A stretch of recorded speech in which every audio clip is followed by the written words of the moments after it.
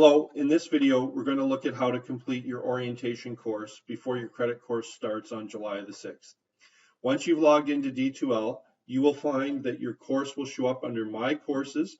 These are for people that have a DDSB student login account. So S followed by your 9-digit number at ddsbstudent.ca. Any student that has that as their login will find their course under My Courses.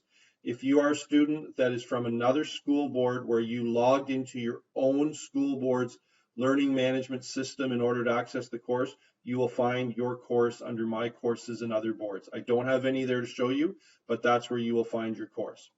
Regardless of where you find your course, what you're going to do is click on your course and load it, and you're now at the landing page for your course. You'll find that there's an announcement there welcoming you to the summer school orientation module, and there's a short message that you should read regarding this orientation module. After you've read it, to go into the orientation module, you can either click e-learning orientation welcome and overview at the bottom of the page, or you can click the content button up at the top of the page. Either way, you're going to find that you now will have access to the e-learning orientation. The e-learning orientation module, in order to complete it, what you're going to do is you're going to click on the arrow and open it up, and you'll find that there are several topics in there that you're going to go through. Most are very short. They don't take a lot of time. There are a few activities that you're going to do so that you know how to complete tasks that might be asked for in your course.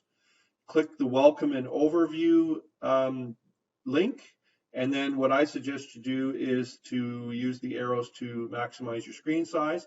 You can read this beginning information about the e-learning or the orientation module, and you'll see these are all the topics that are involved there. So what devices can I use, all the way to explaining about your course homepage and how to navigate D2L, how to communicate with your teacher. Anything that says activity is something that you're going to actually do. So you are going to send an email to your teacher, you are going to write a discussion post, you are going to submit basically a fake assignment just so that you know how to submit an assignment. And at the end, there is a practice quiz that will test to see whether you understand the orientation course. The practice quiz is not for marks for your course, it's just part of the orientation. Who do I contact if I have a problem? There's all kinds of summer school policies that you should go over. If you're in grade 11 or 12, the full disclosure date may be important. That's in case you have to withdraw from your course. If you're thinking of applying to college or university, then this one would be important. Plagiarism, report cards, your summative evaluations and final exams, and so on. So there's many things here, your responsibilities and expectations. If you're using a MacBook, you need to look at this one and how to convert your files so that you can hand them in to your teachers, because your teachers will not be using MacBooks. And the other one that I'm just going to go over right now is what devices can I use for my course. So I clicked on that. Again, I'm going to use the arrows to maximize that page. We want you to be aware of the following, that we are telling you to use a desktop computer or a laptop computer and Google Chrome as your internet browser. If you do anything other than this and you run into technical problems, then it's your responsibility to figure them out. Durham Continuing Education is not going to be able to solve problems because you have a bad internet connection or you're using something other than a desktop or laptop computer. It's your responsibility, not of your teacher and not of Durham Continuing Education, to resolve issues experiencing to the internet browser, the software you're using, and if you have firewalls and antivirus software on your computer and they are impacting your course, that's up to you to go and get that fixed, whether that's in asking a friend or a parent or taking it in somewhere that they can look at it. And certainly Durham Continuing Education and your teacher cannot solve those issues for you. It's also your responsibility and not that of your teacher or Durham Continuing Education to resolve issues you may be experiencing due to using a tablet or mobile device. If you use a tablet or mobile device, we've already indicated that you shouldn't do that. You'll find that there may be information that displays differently than your teacher intended. You have to deal with that. That's not something that anyone's going to be able to solve for you. And finally, it's your responsibility, not that of your teacher or Durham Continuing Education, to ensure that you have the needed software to complete assignments for your course. You should have a word processor, preferably Microsoft Office. You should have the ability to use something like Microsoft Excel or using Google Slides, Google Docs, things like that. That's up to you to make sure that you have that software and you are able to use it. Once you have read, in this particular case, this screen over and understood it, you would just click on the next topic.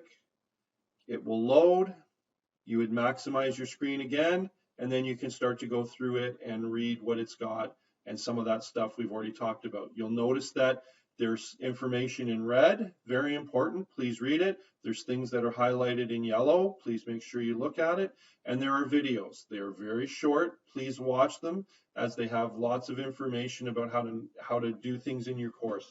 Each unit in the module, or each module, sorry, of the orientation course will have some sort of a video probably that just explains in more detail how to actually accomplish any tasks that you might find. So this is your orientation course. Again, once you've done this page, you click to the next topic and you just continue to move along that way until you've gone through the whole orientation. And at the end of the orientation, as I say, there is a practice quiz. Okay, the practice quiz, once you get down to that point in time, you click on it, and basically all you're going to do is start the quiz and answer the questions, and it'll tell you your score. And all the questions are based on what you're doing in this orientation module. At any point in time, if you're not sure what you're doing or where you are and so on, you can always click on Course Home, and that will bring you back to that first announcement. And this includes once you've started your actual credit course, you can always click on Course Home and get back to the main page of your course. And then from there, again, I can go into content and move along. You'll notice that there's D2L help videos, there's Google Drive help videos, and there's Office or O365 help videos. They might be worth watching so that you have that information as well.